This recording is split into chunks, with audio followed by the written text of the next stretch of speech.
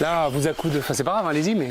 C'est sympa pour le tournage, ça fait vraiment des environnements très différents. Hein. Et vous pourrez dire dans le film que ça n'a rien à voir avec le tournage. Hein. C'est venu comme ça, j'avais oublié qu'il venait, moi. Hein. Donc, non, mais j'avais juste trouvé ça sympa d'être in situ dans les trucs, quoi. Et je trouve que c'est tellement rare que ça a le mérite de... Donc on va travailler sur l'alimentation. Donc ration alimentaire, stockage. Les mesures de biosécurité, on fera un bref petit coucou. Alors... Donc on va parler alimentation. Donc vous avez voilà, le tableau après le planning. Donc finalement j'ai donné toutes mes rations. Parce que les rations ça se donne pas toujours comme ça en fait. Hein. Mais vous êtes venus pour voir les poulets donc je vous donne ma ration. Après j'ai rien à cacher. Pourquoi je suis hein? Pourquoi les gens sont primés à les donner? T'auras pas souvent, tu ne vas pas rencontrer beaucoup de femmes qui te filent et leur comptabilité ou leur ration alimentaire. Hein. La compta, oui. Bah, c'est un peu le secret de fabrication aussi, quoi. Donc moi j'ai pas de souci à le donner parce que c'est d'abord moi qui ai fait des choix de matières premières. Chacun fait le choix de matières premières qu'il veut. Voilà. Moi j'ai fait ces choix-là. Moi je vais vous dire des choses aujourd'hui. Je vous mettais Simon Graff à côté de moi qui est à Mirande à Estipouille. Que je connais très bien, je bosse avec lui puisque c'est le président de la CUMA dont je vais parler tout à l'heure, qui est l'endroit où on abat. Moi je suis trésorier, donc on bosse beaucoup ensemble. Il fait le double de volaille que moi, mais lui, il prend des risques sur son alimentation. Donc il a des qualités, enfin qualités ou en tout cas des gueules de poulet qui changent, d'accord ? Alors que moi je suis très constant dans ce que je propose à mes clients depuis 16 ans. Pourquoi ? Moi j'ai fait un choix de matières premières. Triticale que je cultive, maïs que j'achète parce que je n'ai pas d'irrigation et je n'ai pas de terre irrigable, je n'ai pas de droit d'irrigation. Et voilà. Févrole que je produis, le tourteau de tournesol et le tourteau de soja je l'achète, la levure de bière, le gluten de maïs et l'algophos qui est le vitamine et minéraux, ça je les achète. Donc globalement moi je ne produis que triticale, févrole. Après on ne va pas regarder tous les animaux, mais je produis aussi de l'orge pour les cochons, qui est la base principale de la nourriture de mes cochons. Okay ? Mais sinon, moi, ici, pour ce qui concerne les rations alimentaires, je ne produis en fait que triticale et févrole. Alors vous allez me dire que c'est pas grand-chose et tout ça. En fait, on ne peut pas donner à des volailles de soja et de tournesol pur. Vous le savez ça peut-être ? Voilà, c'est pas digestible.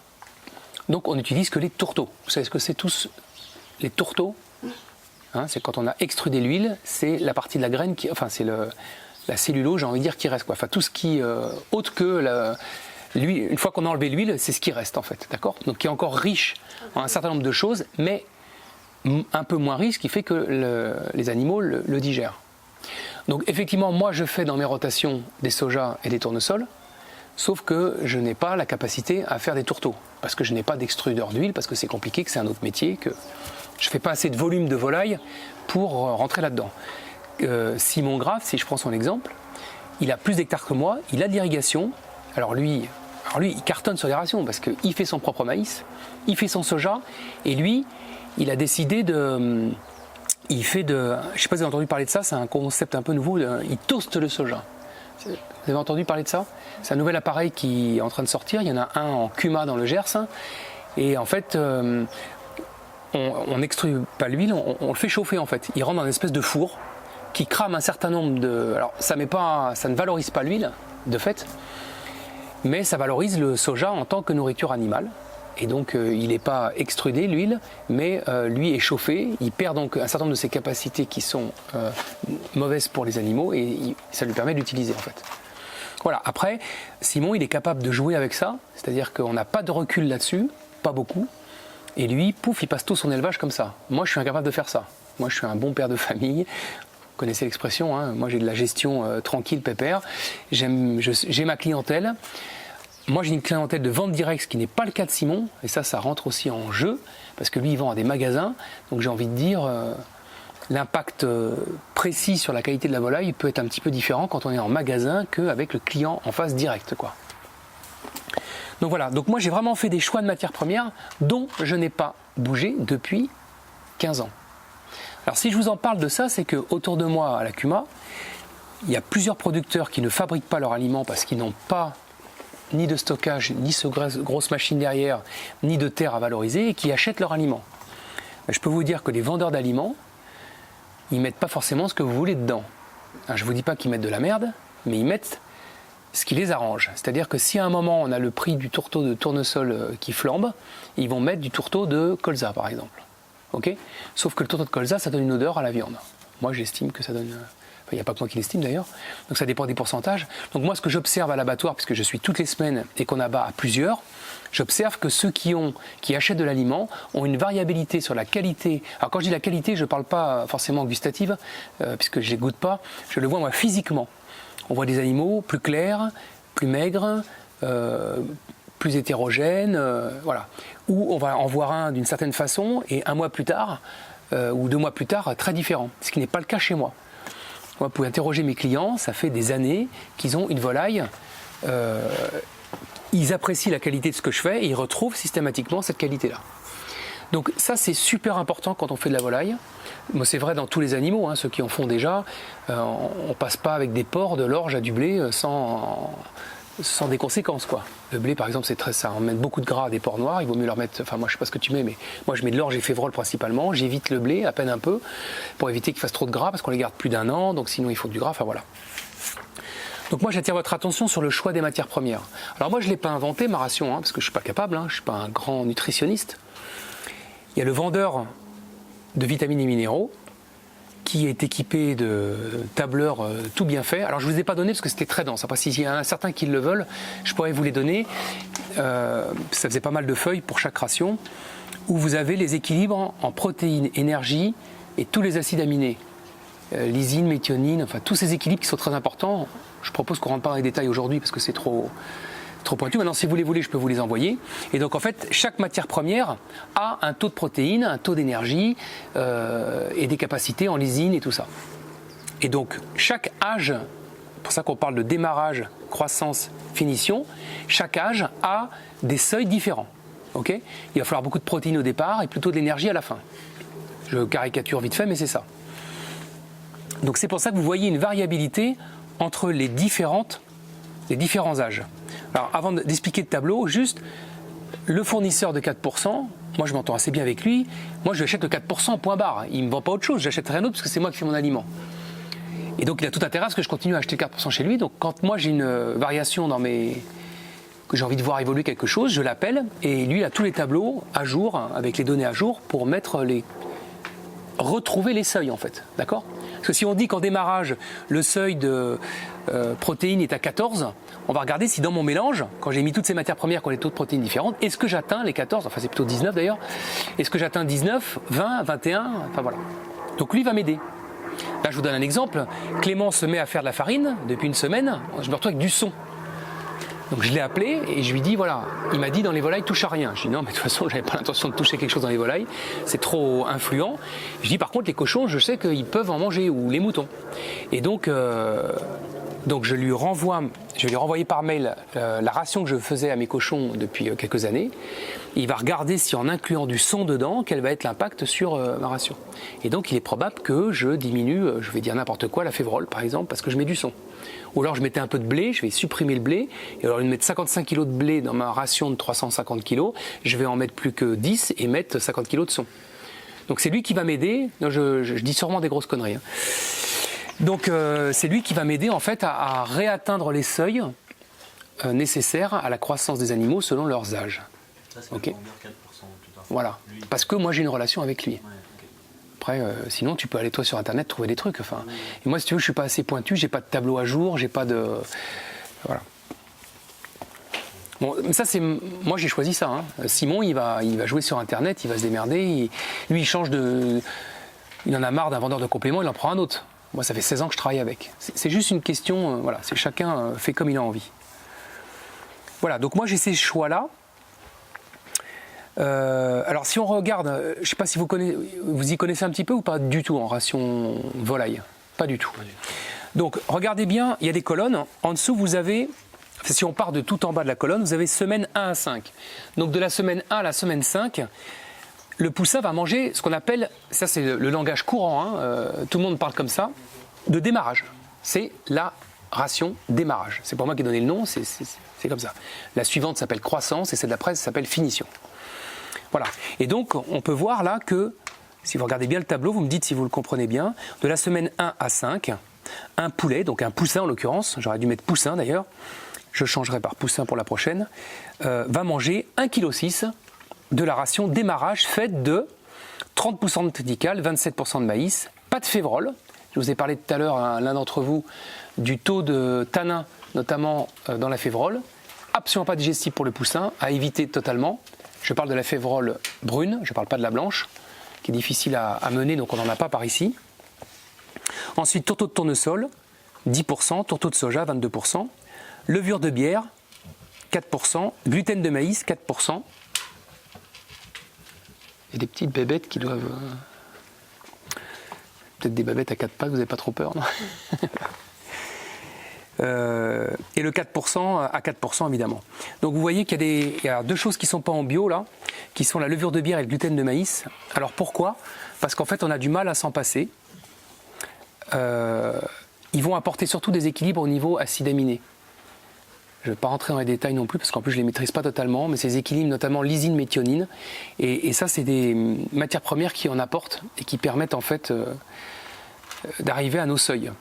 Et donc le cahier des charges bio tolère l'utilisation de ces deux éléments-là parce qu'on n'arrive pas à faire autrement en fait. Est-ce que ça n'existe pas en bio là? Ben non, alors je ne sais pas très bien pourquoi d'ailleurs. Ça existe pour nous. Hein? Le Bucol, pour nous, on peut en acheter, tu vois. Ouais, mais c'est marrant parce qu'on n'en trouve pas en... Alors, remarque, j'ai jamais trop demandé. C'est vrai que je suis en train de me dire que je pourrais peut-être redemander. Et le gluten de maïs, par contre, ça, je crois pas. Sauf qu'il y a la brasserie bio à Gimont, maintenant, j'embrasse. Ah bah, je vends leur bière, ouais, je les connais bien. Ah ouais. Mais bon, faudrait que je leur demande, tiens, justement, parce que ces deux produits, je connais pas bien, mais je sais que tous, en élevage, on utilise tous ces deux matières premières parce qu'on n'arrive pas à s'en passer, en fait. Vous pouvez demander les rations à 95% des producteurs. Ils n'ont pas forcément les mêmes triticale, maïs, févrole, machin, mais vous allez tous les retrouver avec un peu de gluten et un peu de levure de bière, parce qu'on n'arrive pas à équilibrer les rations sinon. Surtout en début de... Si vous regardez bien, le gluten est utilisé que sur démarrage croissance. Donc ça veut dire que c'est vraiment très peu de volume. À partir de la finition, on n'a plus besoin du gluten. Donc, le poussin, de la semaine 1 à 5, il va manger 1,6 kg. Ok ? Ensuite, à l'âge de 6 semaines, entre 6 et 7 semaines, il va manger 1,6 kg de la ration de croissance. Et à partir de la 8e semaine, il va être pendant 7, 8, 9, 10, 11, 12, 13, pendant 6 semaines sur une ration de finition. D'accord? Faite de, vous voyez, triticale, maïs, févrole, tourteau de soja, tourteau de tournesol, un peu de levure de bière et du 4%. Okay. Au bout de 13 semaines, donc on arrive à quasiment 100 jours, là, l'animal, sa carcasse est faite, son muscle globalement est fait, donc c'est à cet âge-là où on peut après le tenir. Donc arrêtez de mettre des aliments qui coûtent plutôt dans les 55 centimes, 60 centimes du kilo, et si vous mettez un mélange maïs-blé par exemple, c'est moi ce que je fais, ben vous tombez à 400, à 40 centimes du kilo, donc c'est plus raisonnable, surtout quand on commence à les tenir en âge. Ensuite, ça sert à rien de continuer à leur amener une ration trop riche, donc c'est très bien de rester sur que du triticale et du maïs. Inutile de remettre des tourteaux et tout ça parce que ils sont suffisamment bien finis, après ils risquent d'être trop gras, trop ceci, trop cela. Donc là vous avez à peu près le coût, pour vous donner une idée. Alors là le coût que j'ai mis, ça c'est important quand même, on va regarder après le coût à la volaille, mais 5 €, vous voyez le 5,57 €, coût poulet en euros, c'est la dernière colonne quasiment en bas.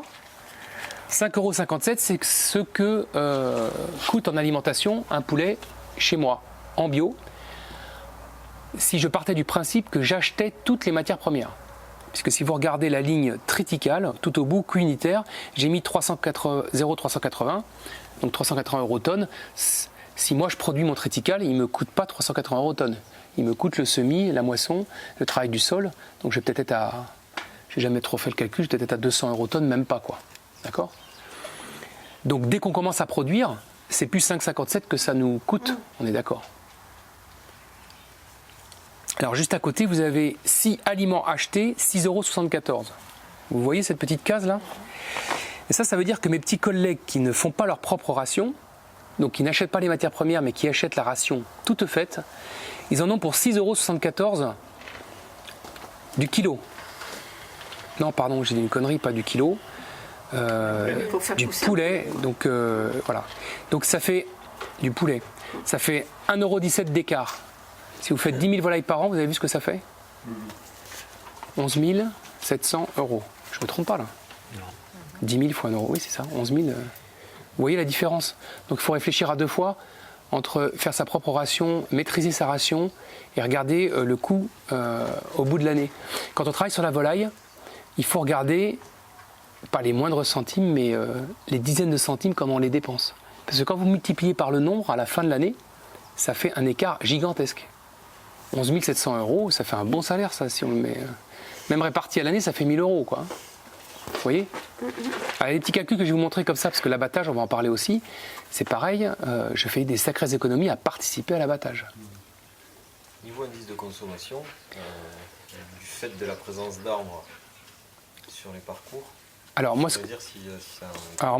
alors je l'ai jamais mesuré parce que je suis pas assez scientifique ici pour, puis ça me gave de faire ce genre d'analyse, mais j'en suis certain, sûr et certain, quand je vois ce que je retrouve dans les gésiers. Quand tu vois que dans les gésiers, tu as des noyaux, de l'herbe et tout ça, ça veut bien dire qu'il y a une partie, que d'abord ils ont besoin de ça parce qu'ils vont la chercher déjà, ça c'est une évidence, c'est évident, sinon ils n'iraient pas. Un animal, il ne va pas manger ce qu'il n'a pas envie de manger. Donc non seulement il va les chercher, mais tu les retrouves dedans. Donc ça veut dire qu'ils ont pris la place d'une partie des céréales. Donc je ne connais pas la consommation, c'est difficile de comparer, parce que moi je ne connais pas, les labels ils s'arrêtent à 11 semaines et demie déjà. Moi je suis à 14, 15, 16, donc je suis à 15 de moyenne. Donc entre eux et moi, il y a un mois. Un mois sur une nid de volaille, c'est un quart de son temps. C'est énorme. Oui, le quart adulte en plus. Le quart adulte, quoi, je veux dire. Donc il est primordial. Donc c'est pour ça que je ne peux pas vraiment répondre à la question. Par contre, ce dont je suis certain, c'est ce que je remarque, c'est que l'herbe, tu as vu, il la bouffe. Hein, on voit que c'est ratissé jusqu'auprès des filets. Qu'on le retrouve dans les gésiers, dans les jabots et tout ça. Et que voilà. Après... Tu vois, j'ai pas d'élément de comparaison. Peut-être qu'on sera à 12 kilos. Là, vous avez vu que ça fait 10 kg 400. Alors, l'hiver, on va manger un peu plus. Hein. On va peut-être être à 11 kg 5. L'été, on sera peut-être à 9 kg 8. Mais l'été, ils mangent beaucoup moins. Ça, je peux vous le dire. Hein. Mais... Tu leur donnes tout à volonté? Tout à volonté, ouais. Et donc, pour faire 1 kg de chair, tu as consommé 5 kg de grains. Voilà, c'est ce qu'on vont dire les véganes. Ouais. C'est assez impressionnant, d'ailleurs, quand tu réfléchis. C'est-à-dire que pour faire Pour faire 1 kg de viande, tu consommes plus de 5 kg de céréales. Mais la viande se consomme avec modération, c'est comme l'alcool. Tu vois ? Au niveau des essences, il y a des fruits qu'il peut y avoir sur les arbres. Moi, c'était un peu le hasard des plantations. Hein. Mais c'est sûr que tu les retrouves à grignoter des trucs. Tu as remarqué des préférences? Je pense que tout ce qui est... Enfin, moi, je retrouve surtout toutes les prunes, les prunelles, tu vois, tous ces petits trucs-là. On retrouve bien les petits... Aubépines, il n'y en a pas au milieu des parcours. Il y en a dans les haies, mais il n'y en a pas au milieu des parcours. Alors que les autres, il y en a. Il y a des cerises, les petites merisiers. Il y a des merisiers. Il y a des pommes qui tombent, il y a des figuiers qui tombent. Il y a les noix, je ne pense pas qu'ils sont capables de les ouvrir. On les ramasse en général. C'est ce qu'on a. Ça, c'est le prunelier, ça. Oui, il y a des pruneliers, oui. C'est ça, l'épine noire, c'est le prunelier. Ah, je crois que c'était l'aubépine, moi, l'épine noire. Je sais pas. Ah d'accord, j'étais pas loin. D'accord, l'épine blanche. Les pintades, comme elles sont mélangées avec, elles mangent pareil. Alors, les pintades mangent pareil parce qu'elles sont effectivement avec. Elles seraient un peu plus gourmandes théoriquement. Il faudrait qu'on soit un petit peu plus haut sur les taux. Mais comme de toute façon, on a du mal à les avoir en bio. De toute façon, tu vois, monter certains taux. Donc, mais elles se portent très très bien. Moi, l'été, je sors des magnifiques pintades. Hein. Il y en a qui font 2 kilos en 16 semaines d'élevage. Ce que tu n'arrives pas à faire l'hiver. C'est là où l'homme est quand même un peu couillon de vouloir manger de la pintade à Noël. Parce qu'en fait, la pintade, c'est un animal africain qui aime la chaleur. Et donc, pour arriver au même résultat à Noël, tu dois les élever plus de 5 mois. Et donc, en 4 mois, tu as la même chose en été, quoi. J'arrête pas de dire ça à mes clients. Je vends plein de pintades l'été, d'ailleurs, parce qu'elles sont magnifiques. Là, je vous les montrerai tout à l'heure. Hein. J'ai des trucs de 2 kilos en 16 semaines. C'est un truc de fou, en pintade. Parce qu'il a fait chaud, elles aiment ça.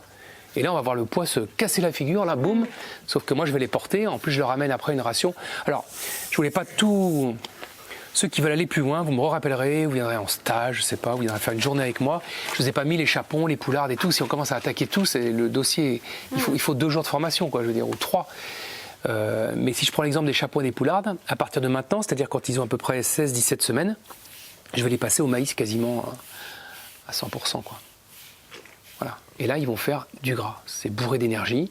Et ils vont grossir, faire du gras, et c'est ce qu'on attend d'eux, quoi.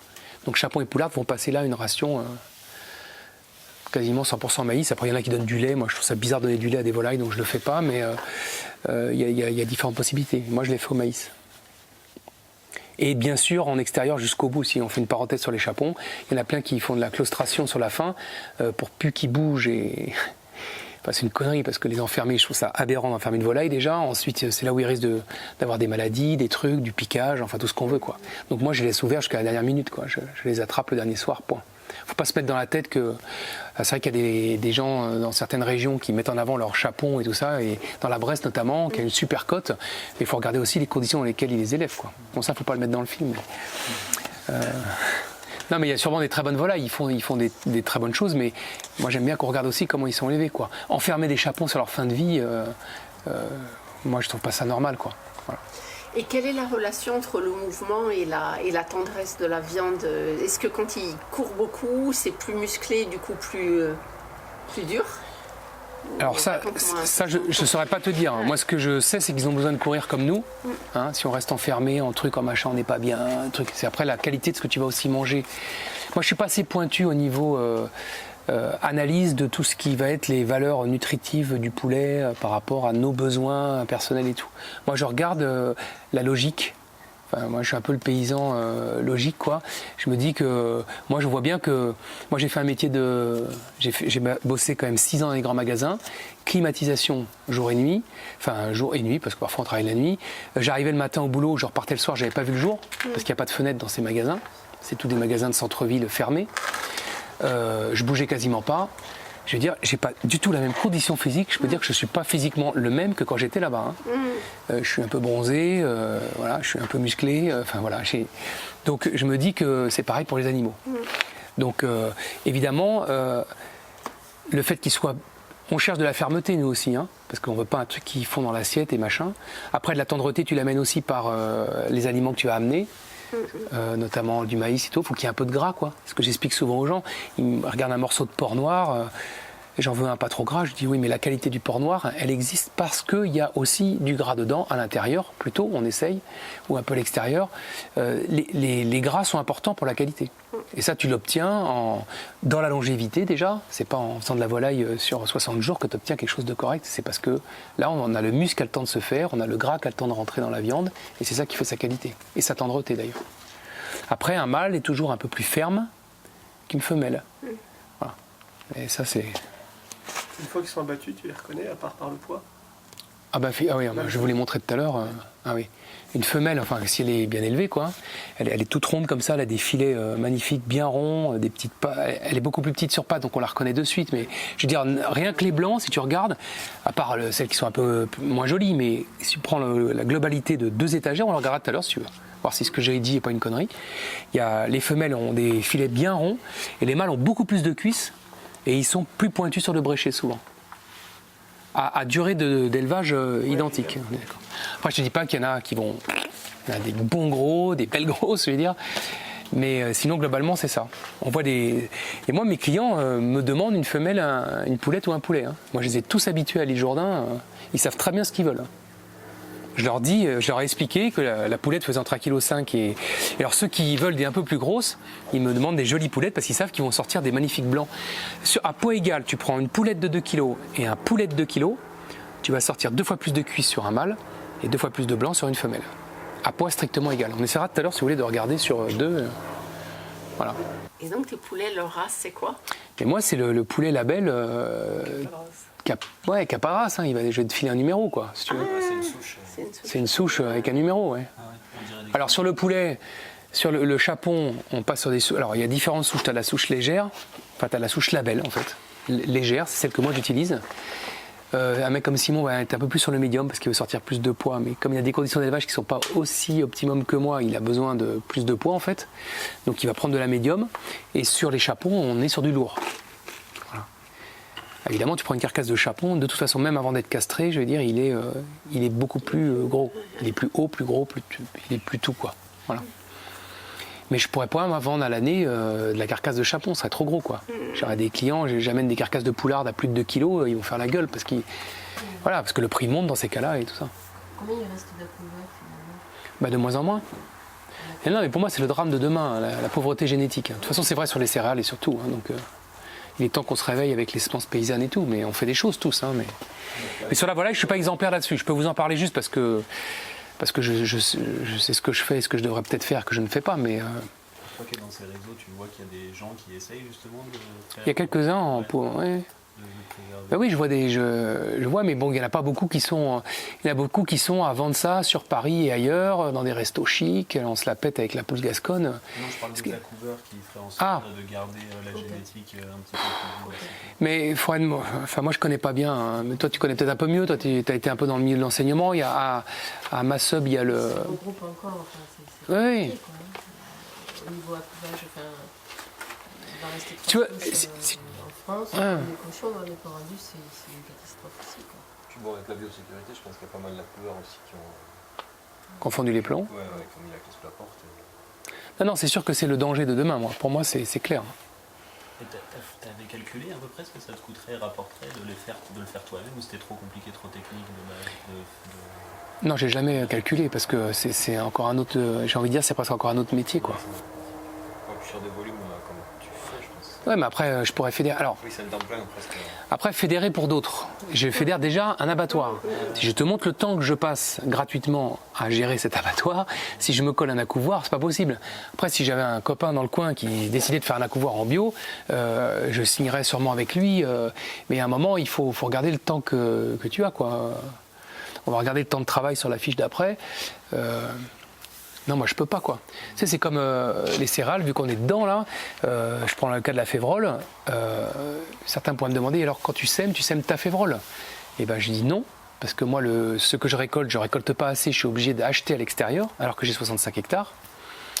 Mais j'ai des copains qui sont très bien équipés en trieur. Et là, je viens de passer à Jack Delozzo, mon copain à qui j'achète du veau, qui a des céréales et qui est hyper bien équipé en triage. Je viens de lui prendre chez lui l'orge de printemps et l'orge d'hiver que je vais semer. Ça y est, c'est réservé, le sac est prêt. Et j'ai appelé Pascal Arquier, qui est du côté de Sainte-Dode, à qui j'achète le maïs, qui est aussi un céréalier pur, qui a tout. Voilà, il me trie le triticale que je vais semer, la févrole que je vais semer, je prends tout chez lui. Moi, j'ai pas le temps de le. Il me faudra un bâtiment qui fait 3 fois celui-là pour pouvoir commencer à bouger de la céréale. Il me faudrait du temps que j'ai pas. Moi, j'ai tout. Vous êtes là pour une formation volaille. Vous n'êtes pas trompé. Voilà, moi, je travaille pour la volaille, quoi. Ben moi, en l'occurrence, je fais 8 rations par semaine, à peu près. Ok ? Je vous expliquerai comment je partage ma journée. Ma semaine, pardon. Combien de temps pour 20 minutes. 20 minutes. 20 minutes, c'est le temps de broyage, en fait. C'est pas mon temps à côté de la machine, c'est le temps de passer à peu près la nourriture. Mais si vous avez bien retenu tout à l'heure, j'ai des boîtes là-bas. Je fais ma ration. Je laisse le truc tourner, je pars avec mon tracteur, je vais chercher ma boîte. Je vide un peu ma boîte s'il en reste dedans. Je reviens avec mon tracteur. Ma ration est prête, je repars avec. Okay ? Donc je décharge ma ration, j'avance mon tracteur, je fais la suivante. Je pars livrer ma truc, je finis de donner à manger, je pars dans l'autre remettre à manger, je reviens, elle est finie. Ok ? Alors l'avantage que j'ai aujourd'hui, c'est que comme j'accueille des Thierry, des Christian, Thierry et Christian, ils sont à la fabrication et moi je suis sur le tracteur. Donc ça me permet juste en fait d'aller un peu plus vite moi dans les volailles, ce qui fait qu'au lieu de faire qu'une cabane à la fois pour revenir chercher une boîte, et ben je vais faire une cabane où je sais que je dois ramener une boîte, l'autre à côté je sais que je ne vais pas la ramener, donc je vais nourrir, donc j'ai le temps de nourrir 2-3 cabanes et je reviens et la ration est faite. Okay ? Mais je fais pas... La ration on l'a fait que, vous l'avez vu tout à l'heure, on a dit que la première il mettait 5 semaines à manger les 2 premiers kilos, donc je ne fais pas une ration par semaine. Quand on est en poussin, la première ration que je fais va tenir 3 semaines. Quand on est sur du chapon, il faut y aller tous les 5 jours, parce qu'ils bouffent. Ou quand on est sur des poulets qui ont 12 semaines, ça bouffe, il faut y aller. Je vais faire peut-être dans la semaine 2 fois une ration pour la même cabane. Vous me suivez ? Donc je fais 400 kilos avec cette machine, on ne peut pas lui mettre plus dans la gueule. Alors, ce système de broyeur est sur un peson, système de pesage qui coûte 2500 €. Vous avez 3 pesons dessous, et comme vous pouvez voir là-bas sur l'affichage, si je mets du poids, voilà, il s'affiche, ok ? Ils ont baissé le prix du peson. J'ai dû faire un devis il y a 2 mois pour le même. Alors attends, excuse-moi, c'est 1000, je crois, le peson, c'est que... Ouais, maintenant, il est au moins. c'est 1000 euros, je crois. J'ai mis 2005 parce que j'ai repris le devis exact de Béatrice et j'ai mis plus divers. Et dedans, vous avez le transport de la machine, vous avez... voilà. En fait, le système de pesage, tu as raison, doit être dans les 1200, je crois. C'est ça, non? Ouais, ça baisse un peu, oui. Ouais. Ah non, 2000, c'est parce que je voulais retomber exactement sur le devis qu'elle m'avait donné. Et donc j'ai mis dans cette ligne-là le divers, c'est-à-dire transport, emballage. Puis il y a les 3 conneries là, je sais pas ce qu'il faut. Oui, tu as tout ce qui est électrique et rattaché au système de pesage. Et jusqu'à cette année, c'était subventionnable. Alors, Béatrice a été subventionnée, c'est pour ça que je voulais quand même vous le dire, parce que ça j'avais oublié en faisant le calcul, et je l'ai hier soir au téléphone. Et elle m'a dit, mais Nicolas, n'oublie pas que moi j'ai pas payé 22 000. Elle a payé 11 000 en fait. Ouais, c'était 50% jusqu'à l'année dernière pour les JA, je crois. Voilà, mais elle a été JA l'année dernière, elle a monté son dossier en... 40% cette année. Voilà. Donc ça, il ne faut pas l'oublier. Béatrice, alors c'est important parce que, vous voyez, regardez la fin de la colonne, je l'ai rapporté un amortissement de la machine sur 10 ans à coût de 10 000 volailles par an. Ok? Donc ça veut dire que ça vous coûte par volaille 24 centimes. Sauf que Béatrice, c'est pas 24, c'est 12, on a dit. Ok, 12 centimes multiplié par 10 000 volailles. Ok, vous avez compris là, pourquoi je vous dis de faire attention. 20 centimes sur une volaille quand on en fait 10 000, faut pas déconner, il faut vraiment s'y intéresser, quoi. Faites très attention, ça fait 20 000 euros. Ça change quand même la marge à la fin de l'année, quand même. Parce que ça, c'est du bénéfice complet, quoi, je veux dire. Donc soyez super vigilants sur ce vers quoi vous allez aller, comment vous allez le financer, et réfléchissez bien, rapportez-le à la volaille. À la volaille, à l'année qu'on produit, quoi. Bon, après, pour arriver à 10 000 volailles par an, il faut faire ce que j'ai fait, et la première année, je ne faisais pas 10 000 volailles par an, je vous rappelle, hein. J'ai mis quand même 10 ans à faire 10 000 volailles par an. 20 centimes fois 10 000, ça fait 2000. Ça fait... Je t'ai dit une connerie, oui. Vous avez dit 20 000, ça fait... Non, 2000, pardon, 2000. Oui. Non, mais t'as raison, c'est pas la même chose. Non, c'est pas la même chose entre 2000 et 20 000, excuse-moi. Ça fait 2000, mais tu vois, 2000, ça fait chier quand même, ça veut dire que ça fait presque 2 SMIG quand même, quand tu le rapportes après un prix. Voilà. Donc attention, même 2000, oui, excuse-moi, je suis trompé sur le... voilà, donc ça c'est le calcul. Ça, vous avez le prix exactement de ce que ça coûte aujourd'hui de faire ça avec 4 cellules. Là, vous en avez plus, parce que je stocke un peu plus, mais avec 4 cellules, mais les mêmes, hein, quelque chose près, je crois, à 20 cm de large près, avec toutes les vis de reprise. Il faut tout considérer, quoi. Hein. Les venticônes, ils sont ensemble. Alors, venticône, vous savez tout ce que c'est un venticône? C'est à partir d'ici, au lieu d'être stocké au sol, vous avez... Là, j'en ai aucune de vide, je ne peux pas vous les montrer, mais vous avez une pente, comme ça en fait, ce cône là, vous voyez le cône, ça s'appelle un boisseau. Ça, dedans, vous avez du tourteau, parce que le tourteau, comme il n'est pas en graines, il descend plus difficilement, donc qu'il ait un cône très pointu. Donc c'est pour ça que là, il y a des tourteaux là-dedans, et là-dedans, ce sont des graines, mais vous pouvez mettre un venticône, ça veut dire qu'en fait, sur cette virole-là, sur cette hauteur-là, vous avez des tôles qui arrivent en bas. D'accord? Ça veut dire que la graine n'est pas posée sur le sol. Faudrait que je vous fasse un dessin, là. Vous avez suivi? C'est un cône, voilà, à l'intérieur. Et c'est vrai que je ne peux pas vous en montrer là. Et ça permet à ce que la céréale ne soit pas au sol. Moi, la céréale au sol ici sur du béton, chaque année, moi, ça pourrissait, donc j'avais des charançons et je jetais à peu près ça du fond.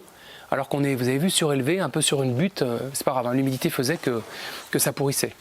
Donc, moi, j'ai dit à Béatrice surtout. Mais ça vaut le prix de la cellule, hein, plus du prix de la cellule. Hein, ça vaut quasiment le double de la cellule parce que c'est compliqué à faire, c'est long à monter. Mais c'est indispensable, ne montez pas une cellule sans venticône, quoi. Vaut mieux monter une cellule de moins mais acheter des venticônes. Parce que vraiment on gaspille beaucoup de céréales. Et l'autre intérêt c'est que le venticône il amène tout au pied de la vis. Donc quand elle commence à se vider, vous ne passez pas votre temps à passer par la trappe de visite pour aller rapporter la bouffe, quoi. Voilà. Voilà. Mettez une occasion sur la cellule et s'il n'y a pas de venticône, achetez le venticône, on l'adapte à n'importe... Moi celle-là c'était une occasion, j'ai monté un venticône dessus. Hein. Comment ça marche la ventilation du coup? Alors la ventilation, c'est ce que tu as derrière toi là. C'est un bête ventilateur, mais qui coûte quand même... je sais pas, la même 1002, mais apparemment je suis étonné du prix de ce truc, mais... C'est ce qu'il y avait sur le devis. Pour le charançon, enfin moi le truc j'ai pas eu l'occasion. Enfin moi j'en ai. Hein. J'en ai mis des feuilles de laurier sauce. Ah, ça marche ça? Ils n'aiment pas? Ah bah j'en ai en plus, je peux en balancer. J'en ai mis cette année et j'en ai pas encore vu, mais ça veut pas dire que c'est efficace. Ça dépend quand... Avec les récoltes de cette année ou celle de l'année dernière? Non, la récolte de cette année. Ah oui, bah, attends de voir alors. On verra après l'hiver. Donc là, vous avez sur la droite, donc, alors tout ce coup-là, donc pour moi c'est super important puisque vous voyez que grâce à ça, je valorise ma production de céréales, enfin une partie de ma production quand même. Alors sachez que quand on fait 10 000 volailles par an comme moi, on consomme plus de 40 tonnes de triticale quand même. Oui, ça fait un volume quoi. Donc avant de les produire déjà, c'est pour ça que j'en achète encore, parce que j'arrive pas à en produire suffisamment, parce que comme en plus je mets en place des rotations pour pas faire blé sur blé ou triticale sur triticale, donc j'ai toujours manqué de triticale. Je peux manquer de févrole en général. L'orge, en général, j'en manque pas. Pour mes porcs, parce que j'en bouffe à peu près 12 à 14 tonnes. Et ça, j'arrive à les récolter. Mais même le triticale, là, cette année, je vais encore en acheter parce que j'en ai pas eu assez, quoi. Est-ce que tu connais des éleveurs qui fonctionnent avec du métail triticale pour... Alors, ça dépend. En volaille, je suis pas certain. J'en connais, oui, parce que Jack, il fonctionne avec ça, mais sur des bovins. Attention, la volaille, c'est quand même très pointu hein, sur les équilibres. Je pense qu'on peut être plus léger. Moi, je vois sur les moutons, je suis un peu plus... laxiste sur la volaille, il faut vraiment être pointu si on veut des bons résultats techniques. Hein. Ouais. Donc le métail, le problème... Toi, moi j'ai fait des févroles triticales dans les champs. Ça peut poser problème parce que si la févrole marche trop bien, t'en as trop. Et comme c'est pas bon pour le truc, donc ça veut dire faut que t'aies une cellule avec triticale févrole, une cellule sans févrole, parce que tes petits n'en ont pas le droit. Il faut savoir quand on est éleveur, parce que parfois, quand je me suis retrouvé dans les formations avec toi, rappelle-toi, je ne sais pas si tu te souviens parce que tu en vois plusieurs, mais moi souvent j'ai levé la main en disant oui, mais quand on fait des erreurs, quand on fait des essais de couverts végétaux, de mélange, de trucs qu'on a ratés, ben on peut les passer en fond, on les passer sur certains animaux, mais moi non, je ne peux pas faire ce que je veux là. Je veux dire, moi il me faut mon triticale, ma févrole, mon truc, et j'ai besoin d'un volume, donc je ne peux pas faire ce que je veux quoi. Moins quoi. Je vois un mec comme Jack Delozzo, il s'est permis plus d'essais et puis après tout s'il voit que ça tourne mal, mais il en fait des foins quoi. Moi je l'ai vu faire des foins sur des trucs qui étaient destinés à faire un triticale, un métail ou un truc quoi. Bah, lui tant pis, le passait en foin, il était très content quoi, il s'en foutait quoi. Tu es opportuniste et toi pas. Ah bah moi pas avec ça non. Pas sur ça. Voilà, pas sur ça. Et c'est pour ça que je dis aussi pour tous les gens qui veulent faire des non-travail du sol, des couverts, des machins, enfin même toutes les fermes quoi, il faut qu'on mette de l'élevage dessus. Parce que l'élevage il fait tampon d'un certain nombre de choses. Moi je pourrais m'amuser plus avec les porcs. C'est pour ça que là je vais voir si le son, je peux faire quelque chose ou pas. Enfin quand je dis m'amuser, être un peu plus, peut-être être un peu plus... Ils sont moins sensibles. Voilà. Après faut pas faire n'importe quoi, parce que si tu fais que du gras après, t'as l'air con. Tu jettes, t'as des taux de rendement de carcasse qui sont pas bons, voilà, faut faire quand même gaffe. Là, vous avez sur la gauche, je regarde un peu l'heure quand même, sur la gauche, vous avez le prix des cabanes aussi. Je ne sais pas s'il y en a que ça intéresse. Là, vous avez le prix des cabanes. Alors, je ne connais pas la marque. Ceux qui veulent voir le devis précis, je vous envoie par mail le devis de Béatrice, il y a tout dessus. Et ça, c'est les cabanes qu'elle a achetées toutes faites ? Ça, elle les a achetées. Alors, il faut les monter. Hein. Ouais. Il y a quelques heures de montage. Hein. Et toi, tu les as faites ? Moi, je les ai fabriquées moi-même. Je les ai conçues et fabriquées. Ouais. Donc j'ai fait mon modèle, j'ai pris les crobards, j'ai pris mes codes, j'ai commandé mon bois et je me suis monté mon truc. Après au bout de 9, tu sais, je les monte les yeux fermés. Enfin, aujourd'hui j'aurais plus de mal, ça fait un petit moment. Mais... Alors elle les achète démontées mais toutes préfabriquées. Je sais pas, vous avez déjà vu, c'est des modèles comme ça là. C'est le kit, voilà. Mais qui est long à monter quand même. Hein. Donc là, elle est partie sur les 60 mètres carrés. Donc l'étude que je vous ai fait là en matière d'amortissement, je l'ai fait sur une cabane de 60 mètres carrés dans laquelle elle mettrait 700 volailles, sachant qu'en fait dans 60 mètres carrés tu peux en mettre 1000. Enfin, il faut faire le calcul, mais ce qu'elle m'avait dit. Elle a bougé du coup. Ah si. Ah ouais. Ouais, mais elles sont équipées, enfin c'est tout en ferraille quoi. Hein. Ouais. Après, quand elle bouge, ça branle un peu dans tous les sens. Hein. Ça reste, bah ouais, ça fait 10 mètres par 6, c'est impressionnant. Le vôtre, c'est combien ? C'est 6 par 4. 6 par 4, oui. Non, ça commence à bouger, mais ils y arrivent hein, parce qu'elles sont assez légères. Hein. C'est de la tôle et du panneau sandwich, donc enfin moi j'aime pas du tout le look de ces trucs, mais c'est très, très fonctionnel, c'est très bien. Hein. Moi je crois que si j'avais recommencé, moi j'aime bien mes cabanes en bois. Voilà. Elles me plaisent, je les trouve chaleureuses. Voilà. Moi la tôle c'est pas mon truc. C'est plus léger, quoi, peut-être plus facile à transporter l'hiver. Qui La tôle, non ? La tôle, oui, bien sûr, ouais, son truc est plus léger. Ouais. Enfin après il est plus lourd parce qu'il fait 60 mètres carrés, mais... Et l'été, il doit faire chaud quand même. Alors moi c'est marrant parce qu'à un moment elle m'a dit, cet été elle m'appelle un peu paniquée, son premier lot. Alors j'avais fait les premières rations parce qu'elle n'avait pas encore tout monté, elle avait tout acheté, c'était pas monté. Donc elle a fait ses rations ici, elle est partie avec son sac et tout. Puis elle m'appelle à un moment, j'étais en vacances et puis elle me dit, ouais Nicolas j'ai du coryza et tout. Je dis comment ça t'as du coryza ? Le coryza c'est un rhume en fait. Moi j'ai déjà ça sur mes chapons, mais j'étais étonné qu'en plein été et tout. Et en fait peut-être que dans ces grandes cabanes, elle n'a pas non plus cette chaleur que moi je trouve que j'ai dans les miennes, quoi. Et je pense que le bois, enfin moi j'ai toujours été un grand adepte du bois, et le bois, je trouve que ça a une inertie, enfin c'est connu quand même dans tout ce qui est température, tout truc et tout, que le bois, c'est plutôt bien, quoi. Le métal, on a vite fait d'être dans des choses un peu plus artificielles, je pense qu'il y a des chauds-froids. La condensation. Les problèmes de condensation, bon, ça il faut aussi qu'elle apprenne à se gérer. Hein. Moi, il y a des fois au début, j'ai vu qu'il y a un peu de condensation. Et je veux dire, la condensation sur du bois, avant de la faire, il faut y aller, quoi. La condensation sur de la ferraille, ça a vite fait. Moi, j'ai des copains, les Dupré, là, qui ont arrêté. Ils se sont ramassés parfois des grosses gamelles avec des mortalités de plus de la moitié d'un troupeau sur oublier d'ouvrir une trappe. Hein. Un jour, un peu chaud, machin, pas sur des jeunes, hein. C'est monté en température de folie et tout. Ils sont arrivés, il y avait 250 morts par terre. Hein. Donc il faut faire attention quand on achète des trucs qui sont... moi, vous avez vu, mes planches, elles sont comme ça, il y a de l'air qui passe. Bon, je chauffe un peu dehors, mais j'ai jamais eu de problème de... Vraiment, hein. J'ai jamais eu de problème de démarrage. J'ai des poussins qui démarrent super bien, j'ai quasi pas de mortalité. Enfin... Vous êtes à combien? Vous avez calculé le taux de mortalité? Je le connais, oui, par cabane. Je veux dire, là où je perds le plus, c'est la buse, hein, quand elle commence à taper. Mais sinon, je perds, ça dépend des lots. Je vais en perdre 3-4 dans les 3-4 premiers jours, là, entre 3 et 8. Entre 0 et 8 d'ailleurs, parfois j'en perds pas. Entre 0 et 8 pendant la première semaine. En général, il y a un petit moment où il y a un peu de mortalité à 4 semaines, 2-3 quoi, et après c'est l'abus, c'est tout. Hein. Ah non, mais moi j'ai pas de mortalité. Hein. Des rations bien équilibrées et bien aérées, mes cabanes, j'ai pas de mortalité, quoi. Et j'ai jamais connu de gros incidents comme certains en connaissent. Hein, mais oui, mais je pense que c'est dû notamment, enfin, je sais pas, on voit, elles sont saines mes cabanes, quoi. Quand on rentre dedans, ça sent, il n'y a jamais d'odeur, il n'y a pas de... Voilà. Il faut faire attention à tout ce qui est trop isolé, en fait. Et je pense que c'est ce qu'elle a eu cet été, Béatrice, quand elle m'a appelé, je pense qu'il y a eu elle a eu un problème à un moment de manque de circulation d'air ou de trucs. Si tu les refaisais aujourd'hui, tu les referais. Ah ouais, moi j'aime bien mes trucs, ouais. Ouais, puis moi j'aime bien fabriquer aussi. C'est aussi pour ça que j'ai changé de boulot. J'aime bien.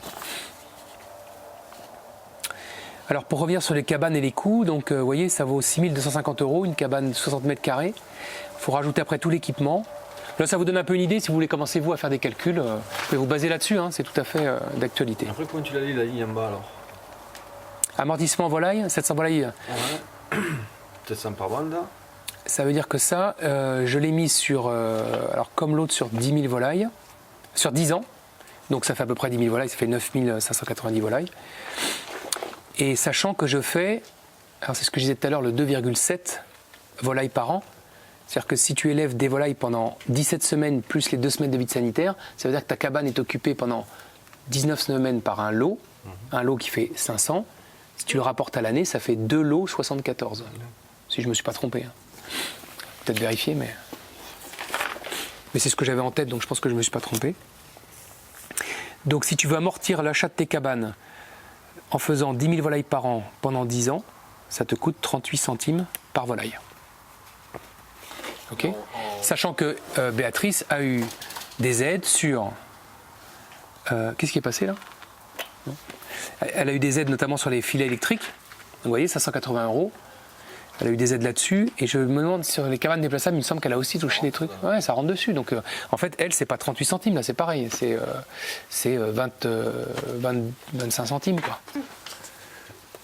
Et vous savez, quand moi je me suis installé, les bâtiments industriels qui étaient vétustes, j'ai eu une aide pour les péter. C'était quand même cool, quand même. Ah non, mais j'ai touché, c'était en francs à l'époque, j'ai touché 20 000 francs, je crois, pour les casser et faire mon chemin. Alors en fait, ce qui se passe, c'est quand vous installez, vous allez cueillir toutes les aides que vous pouvez, qu'il imagine. Alors ça, je les ai toutes faites au début. Puis après, vous êtes dans votre truc, vous êtes lancé. Vous savez quand même, quand vous faites une aide, ça vous coûte déjà de la monter. Ça vous demande plein de temps de monter les dossiers et tout. Il y a un moment... Putain. Après, le plus gros est financé au départ. Hein. Alors moi, j'ai eu des aides sur mes toits en tôle et puis... voilà, mais aujourd'hui, ils ont été aidés à 50%.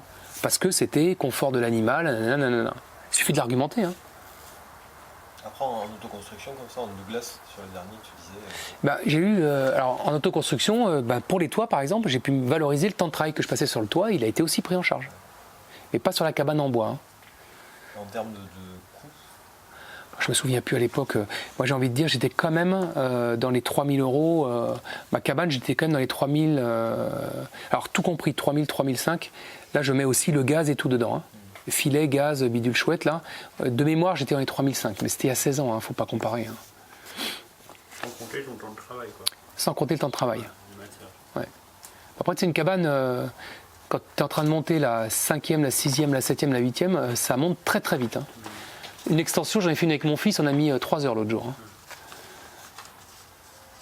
Parce que, ouais, hop, on a l'habitude, t'en as un qui visse, l'autre qui fait crac, crac, crac, crac. Tu sais, c'est 5 bouts de bois, tu mets des planches et c'est fini, quoi. Ça va assez vite. Hein. Après, la première, on a passé du temps. On peut rester encore un peu dans les chiffres avant de s'endormir complètement. Vous avez une question là sur le... C'est bon sur les cabanes? Bon, on tourne la page de l'autre côté. Et là, vous allez savoir ce que ça coûte de faire un poulet.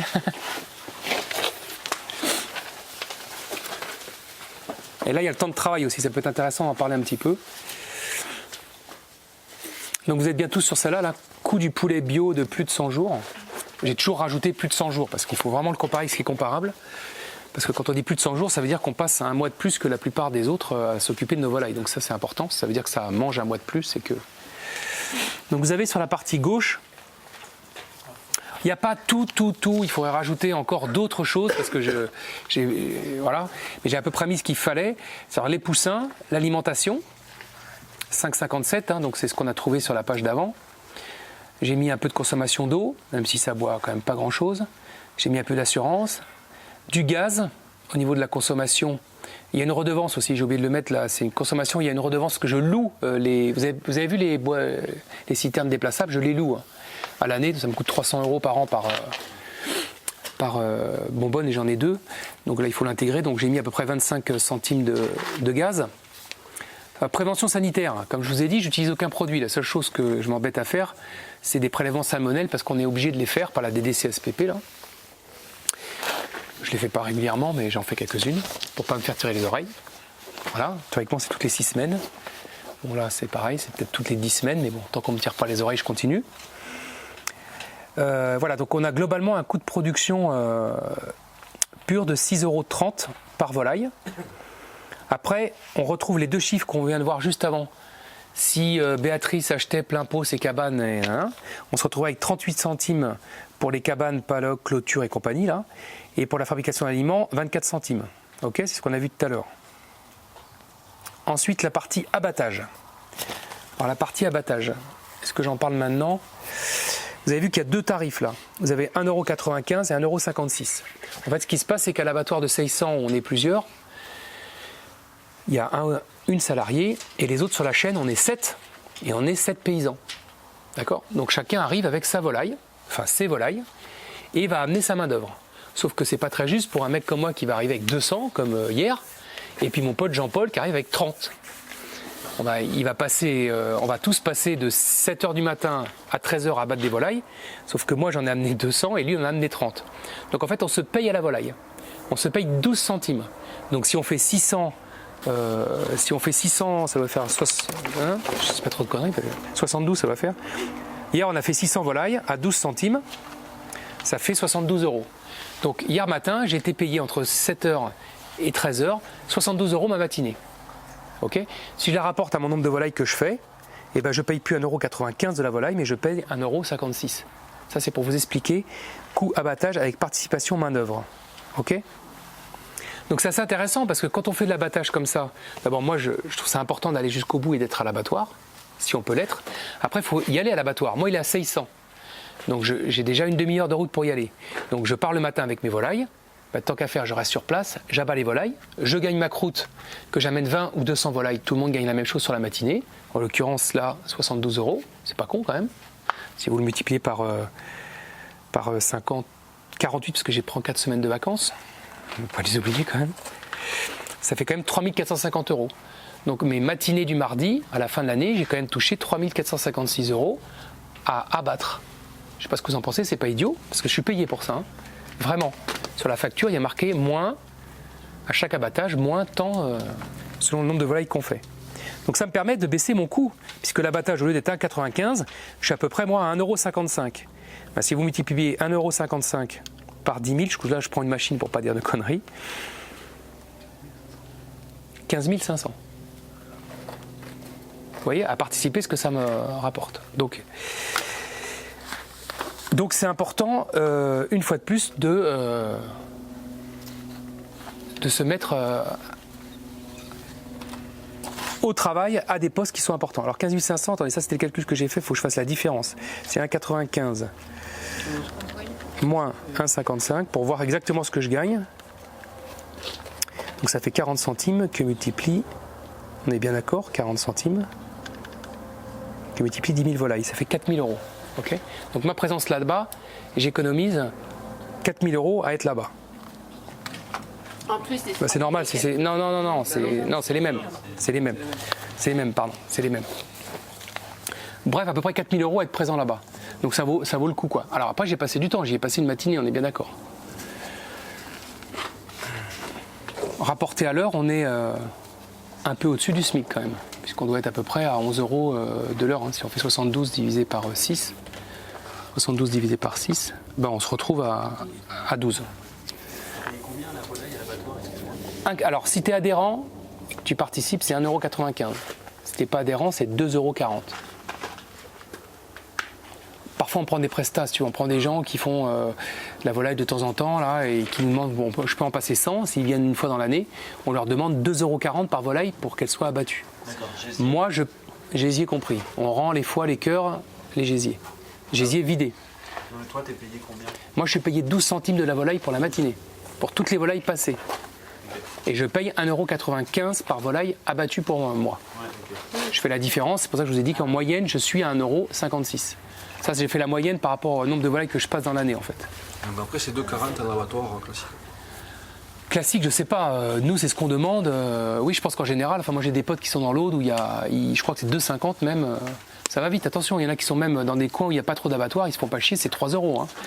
Ça va vite, hein, quand vous voyez que on verra à la fin combien je vends ma volaille. Donc ok pour la partie abattage. Donc on parlera peut-être tout à l'heure dans la salle de vente si vous voulez qu'on reparlera de l'abattage, mais on va continuer.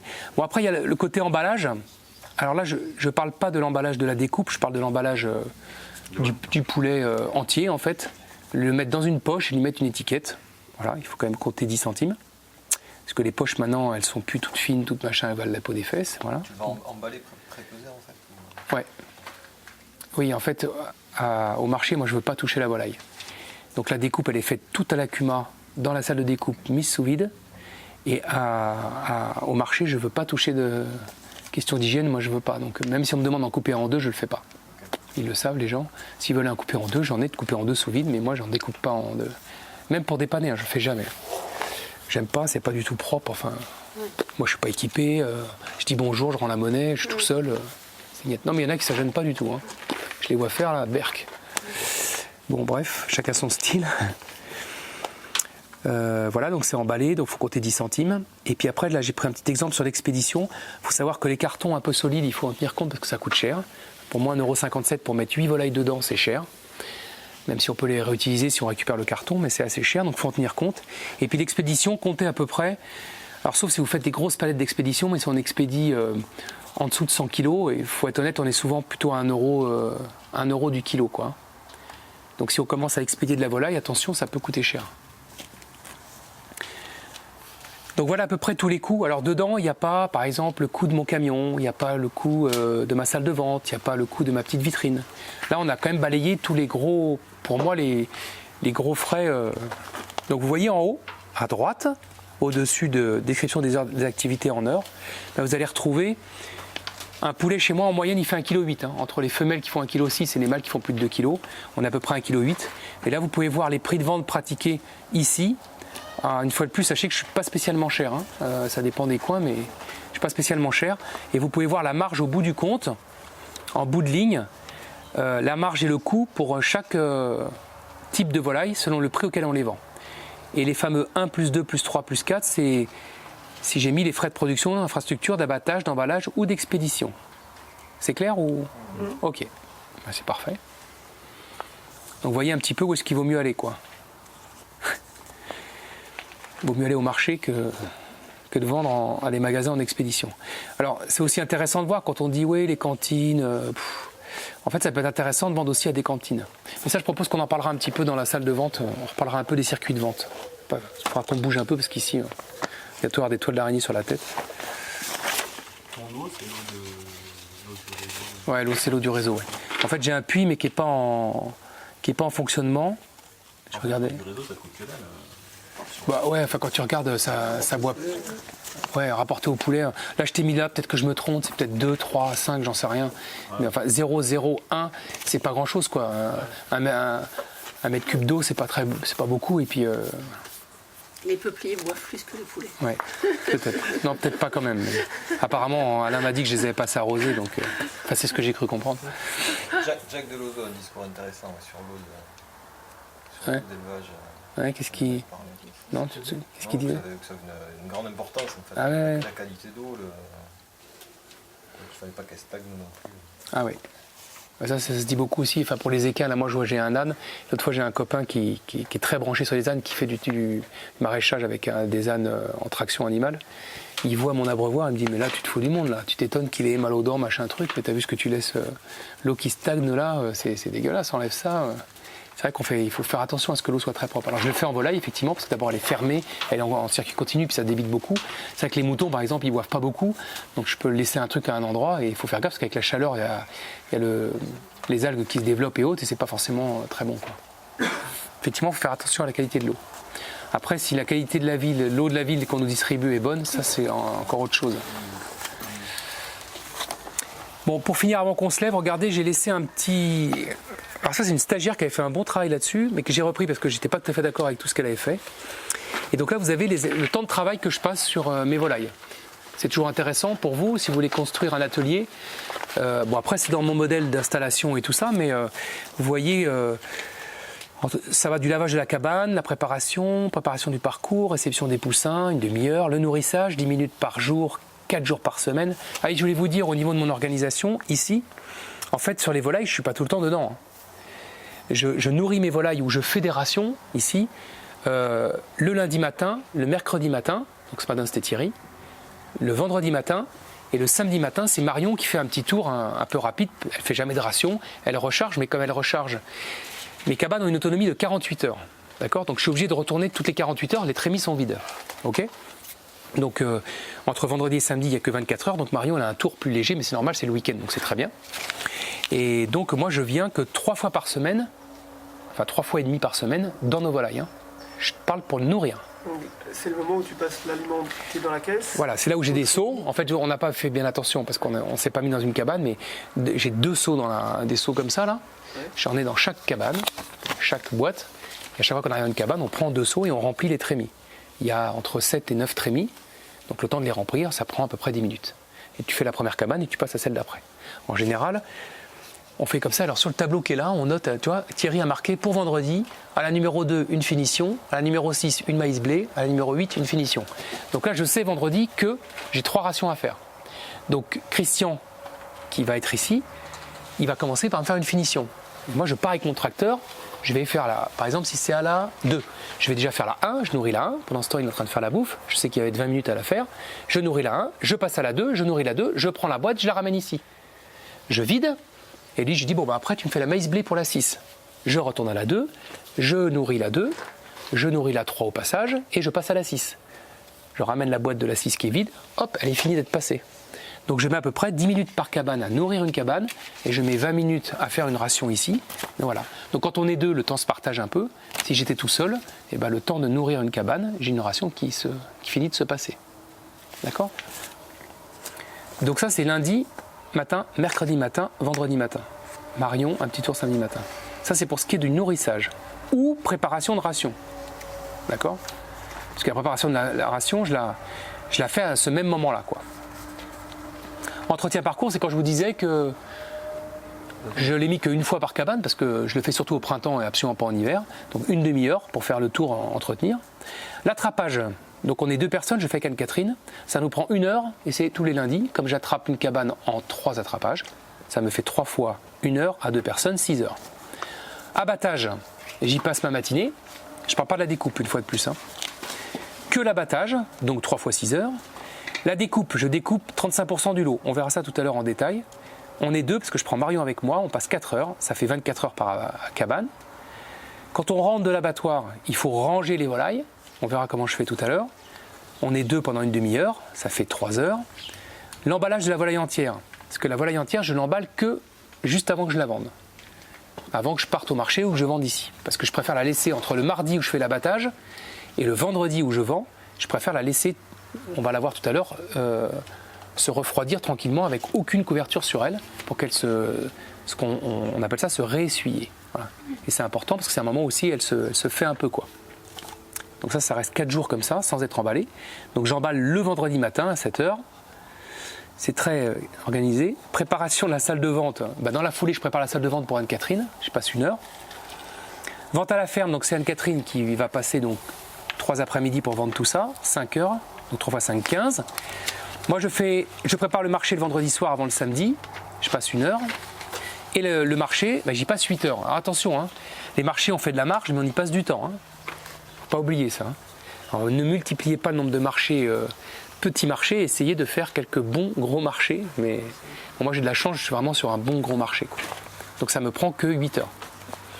Donc si on fait la somme en bas, et voilà, sur une cabane j'aurais travaillé 122 heures, enfin ou quelqu'un ou d'autre, hein, parce qu'il y a Anne-Catherine, il y a Marion un peu, donc ce qui représente 40 heures par semaine quand même. C'est marrant parce que ça je l'ai découvert en préparant ma formation avec vous, et j'ai réalisé que en fait j'étais déjà rien qu'avec, si c'est moi qui faisais tout sur la volaille, j'étais déjà à 40 heures par semaine quand même. Ce qui n'est pas rien. Alors la vente, il faut l'enlever, c'est Anne-Catherine. Ça fait 5 heures par semaine, c'est Anne-Cat, on tombe à 35. Il y a des petites choses qu'on m'enlève à moi, parce qu'il y a des choses qu'on fait à 2, mais ça reste quand même un temps de travail pas négligeable, quoi. Et si je le rapporte à la volaille, puisque ça a été mon petit jeu là, depuis 3 jours, eh bien je passe 0,20 heures, donc ça fait 12 minutes par volaille, quand même. Sur la vie d'une volaille, je passe 12 minutes pour elle. Entre eux. Une petite larme. Tout ça pour la tuer, c'est quand même dégueulasse. Non mais c'est marrant parce que je m'attendais pas. Je pensais que c'était moins que ça en fait. Mais c'est ça, hein, j'ai fait le calcul. Sur la vie et sur la mort. Hein. Et sur la mort. Et sur la vente. Non mais là il y a tout compris dedans quand même. Il y a la vente, il y a tout. Hein. Il faut le lisser sur l'ensemble, mais ça fait quand même. Enfin, je me trompe pas, c'est bien ça. J'ai divisé par 500, c'est ça quoi. Et si je me paye 15 € de l'heure, ce qui est pas mal, hein, parce qu'il n'y a pas de charge, tout ça, enfin, ça fait 3 € par poulet. Donc si je remonte en haut à ma marge, par exemple, de vente au marché, sur les 6,88 €, il faut que j'enlève 3 € pour me payer, on est d'accord ? Ok ? Donc j'ai dégagé en marge supplémentaire 3,88 € qui vont être là pour payer l'amortissement de mon camion, de ma salle de vente, voilà, et faire le bénéfice de mon entreprise et tout ça. Et bon, rapporter quand même à la volaille, c'est 3,88 € là. Là, je vais pas me tromper. Bon, ça commence à faire un peu de rond quand même. 38 000. Ouais. Là, je me trompe pas dans les 1000. La chambre froide, tu l'as mise dans tes coûts Non, elle n'y est pas là. C'est ce que je disais, il manque toute la partie sur ce tableau. J'aurais dû le faire, mais je l'ai réalisé hier soir, c'était trop tard. Je pourrais vous le rajouter pour la prochaine fois. Il fallait refaire encore tout un calcul. Enfin, ce qui n'est pas très compliqué, parce qu'une chambre froide, ça vaut 8 000 €. C'est toujours pareil, hein, tu fais vite le calcul, ça vaut 8 000 €. Alors moi, je vais vous montrer tout à l'heure. Je vous montrerai tout à l'heure comment je suis équipé. Mais tu vois, après, tu fais le calcul. Une chambre froide, allez, tu l'amortis. 10 ans, c'est beaucoup. Mais d'un autre côté, je vois bien, moi, j'ai rien changé. Ça n'a pas changé. Ça fait 16 ans. Hein. Donc quand tu dis que tu l'amortis sur 10 ans, on pourrait presque l'amortir sur 16 ans, je veux dire, ou 20 ans, quoi. Donc j'ai eu quelques frais dessus parce que j'ai changé une grille, quoi. Je veux dire, une fois j'ai tordu la vis, mais c'est peanuts. Donc en fait souvent on amortit au niveau comptable sur 7 ans, mais physiquement pour le mettre sur tes coûts de tes volailles, tu peux mettre les choses sur 10 ans. Donc si tu commences à mettre 8 000 € sur 10 ans, tu tombes à 800 €, tu le descends à 10 000 volailles, tu te retrouves avec des chiffres qui sont quand même petits, quoi. Voilà. Après, il n'y a pas que le poulet qui rentre dans la chambre froide. Il y a mon porc, il y a mon agneau, il y a mon veau. Donc tu commences à mettre tout ce que tu mets dedans. Donc ça se réduit. Alors effectivement, il faut quand même en tenir compte quand tu t'installes, mais ça reste. On n'est pas sur une cabane, tu vois, ou sur lesquelles il faut un peu plus apporter les centimes, quoi. Donc voilà, je me suis dit que je gagnais quand même de l'argent à être paysan. Ça m'a fait plaisir. Merci d'être venu parce que ça fait longtemps que j'ai pas mis mon nez dans les chiffres. Non, je les tiens quand même, parce que comme j'ai beaucoup de stagiaires ici, j'essaie de leur donner des chiffres tout à fait corrects. Donc voilà. Mais là, je suis allé un petit peu plus loin que d'habitude. Et j'étais content de travailler sur le temps de travail aussi. Je trouvais ça assez intéressant. Même s'il faudrait que je rajoute quelques heures, parce que j'ai quand même Christian et Thierry qui sont là. Je ne les paye pas, d'accord, mais ils m'aident un peu. Alors attention, on ne gagne pas moitié de temps à ce qu'ils soient là. Hein. Bon, d'abord parce qu'ils disent qu'ils viennent et ils ne viennent pas parce qu'ils ne sont pas bien. Donc déjà, ça arrive quand même un certain nombre de fois dans l'année, qu'ils font des conneries, donc ça prend plus de temps que ceci, que cela. Et puis que, voilà, il y a des petits moments de perte de temps qu'on accepte parce que voilà, c'est partie du truc. Mais on pourrait, pour la partie soins aux animaux, rajouter presque une demi-personne quand même sur 2 jours, sur 2 matinées, quoi. Donc j'aurais pu les rajouter un peu, quoi, voilà. Ça serait plus réaliste. Mais bon, comme il ne me coûte rien, je ne l'ai pas mis, quoi. Ça peut vous éclairer quand vous faites des trucs. Mais faites vos petits calculs, vous, parce que vous savez que c'est souvent rassurant. Parce qu'on vous dit, oui, en agricole, on ne gagne pas sa vie, enfin tout ce qu'on peut entendre, quoi, comme conneries. En fait, il faut regarder quand même un petit peu, parce que on est quand même. Je trouve qu'on fait aussi partie des secteurs qui sont aidés, il faut quand même le reconnaître, pour certains trucs. Après, on rame pour d'autres choses, hein, on est d'accord. Il faut se défendre pour les prix. Après, moi, je vous rappelle que je fais tout moi-même. Donc, je ne peux pas reprocher à quelqu'un quelque chose, je veux dire. Je ne vais pas dire à une coopérative, vous me baisez sur les impuretés, je ne vais pas dire à... Voilà, non, j'assume mes trucs, mes céréales, je les range ici, elles passent ici, je le donne à mes animaux, l'animal, je l'amène dans mon abattoir, c'est moi qui suis sur la chaîne d'abattage. Voilà, j'ai qu'à m'en prendre qu'à moi-même aussi sur mes marges et mes trucs, quoi. Mon prix de vente, c'est moi qui ai bien décidé de le mettre à ce prix-là, j'aurais pu le mettre plus cher, j'aurais pu le mettre moins cher, enfin, voilà, donc c'est comme mes circuits de distribution, c'est moi qui les ai choisis, je veux dire, je ne vais pas les râler... Je suis à l'île Jourdain, je suis très content d'y être, c'est moi qui l'ai choisi, quoi. Je trouve ça important, moi j'ai la liberté. Avec Anne-Catherine, on a la liberté quand même, et ça je peux vous dire que pour ne pas l'avoir connue avant, moi je suis fier de la liberté que ce métier-là, parce qu'il y a beaucoup de métiers qui ne le permettent pas, c'est quand même un métier, quand on arrive à le faire comme on a envie et qu'on réussit à le faire comme on a envie, c'est quand même fait partie des rares métiers où pour moi je trouve qu'on est libre. Alors qu'on entend, oui, vous êtes éleveur, vous n'avez pas de liberté. C'est pas vrai, on peut avoir la liberté. Il faut monter son truc pour qu'on puisse avoir quelqu'un qui vous aide quand vous n'êtes pas là. Parce que moi, je maintiens un métier, enfin, je sais pas comment, vous n'êtes peut-être pas d'accord avec moi, mais pour moi, il y a beaucoup une question de confiance quand on laisse une ferme à quelqu'un, quand on laisse une activité à quelqu'un. Même dans d'autres boulots d'ailleurs. C'est vraiment une question de confiance.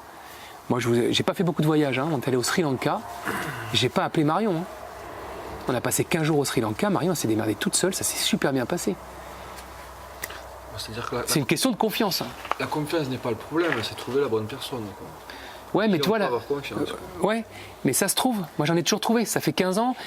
On a eu 4 salariés différents. En plus, on s'est fait tirer à chaque fois par le monde de l'handicap. D'ailleurs, ils ont tous fini dans le monde de l'handicap. Alors, voilà, parce qu'après, c'était pas au départ non plus des paysans. J'ai jamais eu de paysans ici. Hein. Alors, je sais pas si ça joue ou pas, mais c'est toujours des gens qui sont un peu là, arrivés par hasard. Et puis qui après sont partis parce qui se plaisaient très bien, qui ont appris, qui ont eu des expériences ici et qui sont partis. Ils sont maintenant à la convention et tout ça, enfin ils s'éclatent quoi, dans des métiers plus en EduxP. Mais voilà, parce qu'ils ont découvert aussi ça ici, quoi. Et voilà, ils sont partis et c'est très bien. Et puis c'est bien que ça tourne aussi un petit peu, quoi, surtout quand t'es salarié. Mais moi j'ai toujours, comme je vous dis, on a toujours pris des vacances avec Anne-Catherine, quoi. Mais ça, je trouve que c'est beaucoup une question de confiance. Moi j'ai envie que vous l'entendiez ça et vous posiez la question parce que je trouve que c'est pas qu'une question de moyens. En plus, on peut partir en vacances très près. Je vous donne le Sri Lanka, c'est exceptionnel. On a fait un voyage en 15 ans, je veux dire. Moi, si tu veux, moi j'avais un commerce, j'avais un restaurant. Après, tu peux fermer aussi. J'ai eu confiance, hein, mais après, c'est. Non, c'est dit, mais je rapporte peut-être pas à tous les métiers. Hein. Ouais. Après, oui, il faut s'entourer. Et après, oui, il faut accepter que des erreurs soient faites quand tu n'es pas là. Ça, c'est aussi autre chose. Si tu les acceptes, ça sera pas parfait comme toi, c'est toi qui es parfait. Non, t'es pas parfait, moi non plus. Non, mais toi, tu as ton exigence, je veux dire. Et évidemment que la personne ne va pas forcément avoir la même exigence. Alors c'est vrai qu'avec Marion, honnêtement, c'est la première fois, avec tous ceux que j'ai eus, où je suis le plus en connivence au niveau des exigences. Donc ça fonctionne d'autant mieux, je veux dire. Avec celui que j'ai eu avant, Olivier, il y avait des trucs un peu plus folkloriques, mais basta, tant pis, j'acceptais, je faisais confiance. Je me disais, pourvu qu'il ne se passe rien, mais ça allait. Marion, je suis en parfait truc, donc c'est très très bien, on a les mêmes exigences. Après c'est une autre vie. Après je te dis pas que maintenant, la personne à qui j'aurais confiance, même si elle fait des bêtises, je le verrai autrement. Peut-être autrement, ouais. Ça dépend ce que tu gagnes derrière aussi, quoi. faut accepter. Après, c'est la question de. Moi, j'étais sur Toulouse, donc après, tu as toujours le speed, tu as toujours le rendement, tu as toujours le chien. Non mais ça, je peux aussi un petit peu en parler pour avoir quitté ce métier-là. C'est aussi nous qui nous c'est la société qui l'impose. Tu as le droit de dire à un moment, attendez, c'est bon, quoi, le rendement, le machin, le bidule, il faut savoir aussi un petit peu. Et je sais bien de quoi dont je parle, parce que j'ai vraiment été boosté pendant des années à coup de. On regarde les rendements, alors ça je t'en parle même pas, les précédents, les objectifs, les réalisés, les machins, les 3 tableaux le matin quand t'arrives, et blam blam, c'est bon quoi. Je veux dire, me demande pas combien j'ai vendu au marché l'année dernière le 15 mai. J'en ai rien à foutre de ce que j'ai vendu le 15 mai l'année dernière, tu vois. Et j'aurais très bien pu tenir à Cahiers en me disant, le 15 mai, il faisait moyennement beau, c'était week-end de machin, j'ai fait tant, l'année prochaine, je vais peut-être faire 3 poulets de plus. Rien à foutre, je ferai le poulet que je ferai, on verra bien ce qui se passe, et basta. C'est aussi, je trouve, une façon d'appréhender les choses. Et c'est vrai que notre monde économique dans lequel on vit ne facilite pas ça, et pourtant, c'est quand même possible. Voilà, moi, je trouve que c'est possible. J'essaie de le montrer dans mon quotidien, et... Voilà.